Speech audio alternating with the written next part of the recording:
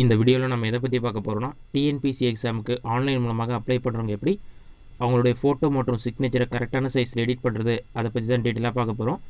அது மட்டும் இல்லாமல் தற்போது டிஎன்பிசி என்ன சொல்லியிருக்காங்கன்னா, நீங்கள் அப்லோட் பண்ணுற ஃபோட்டோக்கு பின்னாடி பேக்ரவுண்ட் கலர் இருக்கக்கூடாது, ஒயிட் கலர் தான் இருக்கணும். உங்களுடைய ஃபோட்டோ கீழே உங்களுடைய நேம் மற்றும் நீங்கள் ரீசெண்டாக எடுத்த ஃபோட்டோன்றதுக்கான அந்த டேட் இருக்கணும்னு மென்ஷன் பண்ணியிருக்காங்க. உங்கள் மொபைலை பயன்படுத்தி எப்படி ஃபோட்டோவில் இருக்க பேக்ரவுண்டை ரிமூவ் பண்ணி உங்களுடைய நேம் மற்றும் டேட் வர மாதிரி எடிட் பண்ணுறது என்பதை பற்றி பார்த்துவிட்டு அந்த இமேஜுடைய சைஸ் எப்படி ரீசைஸ் பண்ணுறது என்பதை பற்றி நம்ம டீட்டெயிலாக பார்க்கலாம். ஃபஸ்ட்டு நான் என்னுடைய மொபைலில் கேலரி ஓப்பன் பண்ணிக்கிறேன். இப்போ ஃபோட்டோவில் பார்த்தீங்கன்னா ப்ளூ கலர் பேக்ரவுண்ட் இருக்குது.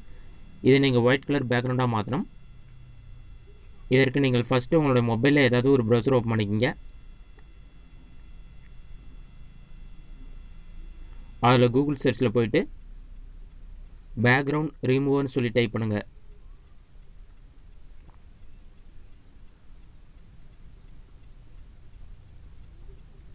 அந்த மாதிரி நீங்கள் டைப் பண்ணி வைக்க கொடுத்தீங்கன்னா ஃபஸ்ட்டு எடுத்துனே ரிமூவ் இமேஜ் பேக்ரவுண்ட் சொல்லி ஒரு வெப்சைட் ஷோ ஆகும். அந்த வெப்சைட் வந்து செலக்ட் பண்ணுங்கள். அந்த வெப்சைட் ஓப்பன் ஆன பிறகு அப்லோட் இமேஜ்னு ஒரு ஆப்ஷன் ஷோ ஆகும். அந்த ஆப்ஷனை கிளிக் பண்ணிங்கன்னா டேரெக்டாக உங்களுடைய கேலரி ஓப்பன் ஆகிடும். நீங்கள் எந்த ஃபோட்டோவில் இருக்க பேக்ரவுண்ட் ரிமூவ் பண்ண போகிறீங்களோ அந்த ஃபோட்டோ வந்து செலக்ட் பண்ணுங்கள். அந்த ஃபோட்டோவை நீங்கள் அப்லோட் பண்ணோடனே பார்த்தீங்கன்னா ஆட்டோமேட்டிக்காக பேக்ரவுண்ட் வந்து ரிமூவ் ஆகிட்டு உங்களுடைய ஃபோட்டோ மட்டும் ஷோ ஆகும். பாட்டமில் பார்த்தீங்கன்னா டவுன்லோட் சொல்லி ஒரு ஆப்ஷன் இருக்கும். அந்த ஆப்ஷனை கிளிக் பண்ணுங்கள். அதை நீங்கள் கிளிக் பண்ண பிறகு ஆட்டோமேட்டிக்காக உங்களுடைய ஃபோட்டோவில் இருக்க பேக்ரவுண்ட் ரிமூவ் ஆகி உங்களுடைய ஃபோட்டோ கேலரியில் டவுன்லோட் ஆகி சேவ் ஆகிடும். உங்களுடைய பேக்ரவுண்ட் ரிமூவ் ஆன பிறகு பார்த்தீங்கன்னா உங்களுடைய மொபைலில் பிக்சாட் ஆப் ஓப்பன் பண்ணிக்கிங்க. உங்களுடைய மொபைலில் பிக்சாட் இல்லைனா அதை இன்ஸ்டால் பண்ணி ஓப்பன் பண்ணிங்க. இது ஜஸ்ட் ஒரு 24 MB தான் இருக்கும். அந்த ஆப் ஓப்பன் பண்ண பிறகு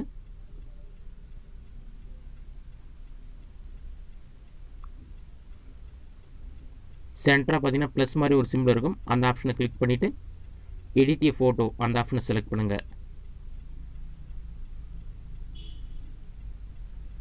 தேர்டாக பேக்ரவுண்ட்னு சொல்லி ஒரு ஆப்ஷன் இருக்கும். அந்த ஆப்ஷனை கிளிக் பண்ணிங்கன்னா பேக்ரவுண்ட் கலர்லாம் ஷோ ஆகும். அதில் ஃபஸ்ட்டு எடுத்தோடனே ஒயிட் கலரில் ஒரு ஆப்ஷன் இருக்கும். அந்த ஆப்ஷனை கிளிக் பண்ணுங்கள்.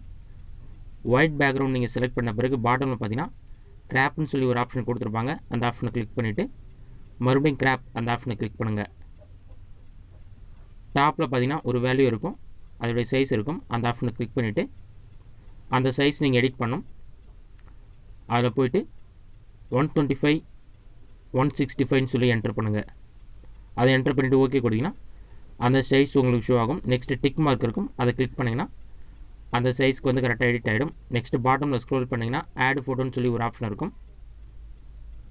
ஆட் ஃபோட்டோ அந்த ஆப்ஷனை கிளிக் பண்ணிங்கன்னா நீங்கள் ஆல்ரெடி பேக்ரவுண்ட் ரிமூவ் பண்ணி வச்சுருக்க ஃபோட்டோ வந்து உங்களுக்கு ஷோ ஆகும். அந்த ஃபோட்டோ வந்து நீங்கள் செலக்ட் பண்ணுங்கள். செலக்ட் பண்ணிவிட்டு ஆட் கொடுத்தீங்கன்னா அந்த ஃபோட்டோ வந்து ஆட் ஆகிடும். அது எந்த அளவுக்கு நீங்கள் அட்ஜஸ்ட் பண்ணணும்னு நினைக்கிறீங்களோ அந்தளவுக்கு கரெக்டாக அட்ஜஸ்ட் பண்ணுங்கள்.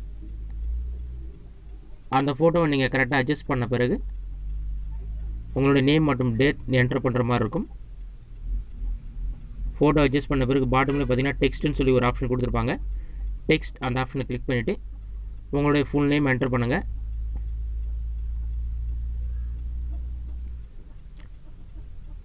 நெக்ஸ்ட் என்டர் கொடுத்து எந்த டேட்டில் நீங்கள் அந்த ஃபோட்டோ எடுத்தீங்களோ அந்த டேட்டை வந்து என்டர் பண்ணுங்கள்.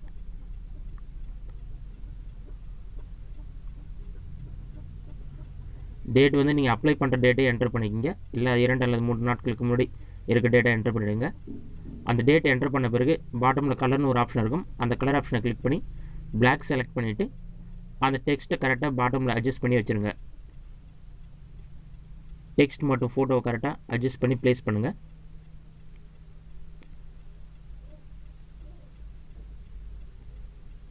அதை கரெக்டாக எடிட் பண்ண பிறகு பார்த்தீங்கன்னா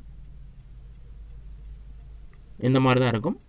எல்லாமே கரெக்டாக இருக்குன்னு சொல்லி செக் பண்ணி பார்த்துட்டு நீங்கள் டெக்ஸ்ட்டோடைய ஸ்டைல் கூட மாற்றுறது தான் மாற்றிக்கலாம்.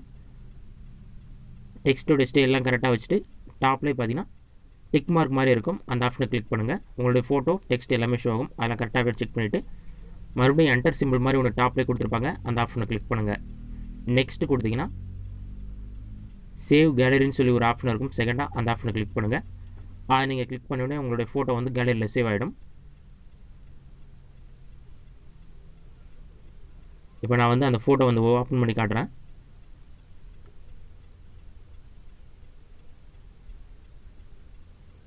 நம்ம எடிட் பண்ண ஃபோட்டோ இந்த மாதிரி தான் இருக்கும். இந்த ஃபோட்டோவுடைய சைஸ் பார்த்தீங்கன்னா கொஞ்சம் அதிகமாக இருக்கும். இந்த ஃபோட்டோவுடைய சைஸ் நீங்கள் ரெடியூஸ் பண்ணுற மாதிரி இருக்கும். இப்போ டீட்டெயில்ஸில் போய் பார்த்தா இந்த ஃபோட்டோவுடைய சைஸ் பார்த்தீங்கன்னா 76 KB இருக்குது. ஆனால் ஃபோட்டோவுடைய சைஸ் 50 KBக்குள்ளே தான் இருக்கணும். மறுபடியும் உங்களோட மொபைலில் ஏதாவது ஒரு ப்ரௌசர் ஓப்பன் பண்ணிக்கிங்க. அதில் கூகுள் சர்ச்சில் போயிட்டு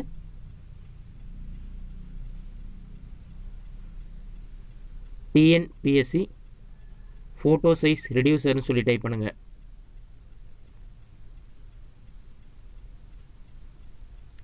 அந்த மாதிரி நீங்கள் டைப் பண்ணி வைக்க கொடுத்தீங்கன்னா ஃபஸ்ட்டு எடுத்தோன்னே TNPSC online photo resize reduce சைன்னு சொல்லியிருக்கும். அந்த ஆப்ஷனை கிளிக் பண்ணுங்கள். அந்த வெப்சைட் ஓப்பன் ஆன பிறகு ஃபோட்டோன்னு சொல்லியிருக்கும். அந்த ஆப்ஷனை செலக்ட் பண்ணிவிட்டு சூஸ் ஃபைல் அந்த ஆப்ஷனை கிளிக் பண்ணிங்கன்னா நீங்கள் ஆல்ரெடி எடிட் பண்ணி வச்சுருக்க ஃபோட்டோ வந்து உங்களுக்கு ஷோ ஆகும். அந்த ஃபோட்டோவை டிக் பண்ணிவிட்டு டன் கொடுங்க. டன் கொடுத்துட்டு பாட்டமில் ஸ்க்ரோல் பண்ணிங்கன்னா அந்த ஃபோட்டோடைய சைஸ் ரெடியூஸ் ஆகிடும். பாட்டமில் ஸ்க்ரோல் பண்ணிங்கன்னா அந்த ஃபோட்டோடைய சைஸ் பார்த்தீங்கன்னா எத்தனை கேபியில் இருக்குன்னு சொல்லி ஷோ ஆகும். 50 KB கம்மியாக குறைஞ்சிடும். 3.5 4.5 சென்டிமீட்டருக்கு வந்துடும். இதான் டிஎன்பிசி அப்லோட் பண்ணுற சைஸ். டாப்லேயே பார்த்தீங்கன்னா டவுன்லோட் சிம்பிள் ரெட் கலரை கொடுத்துருப்பாங்க. அதை கிளிக் பண்ணி நீங்கள் அந்த ஃபோட்டோ வந்து டவுன்லோட் பண்ணிக்கலாம். டவுன்லோட் அந்த ஆப்ஷனை கிளிக் பண்ணிங்கன்னா உங்களுடைய ஃபோட்டோ வந்து டவுன்லோட் ஆகிடும். இதை வந்து நீங்கள் டிஎன்பிசி வெப்சைட்டில் ஈஸியாக அப்லோட் பண்ணிக்கலாம். எந்த ஒரு ப்ராப்ளமே வராது.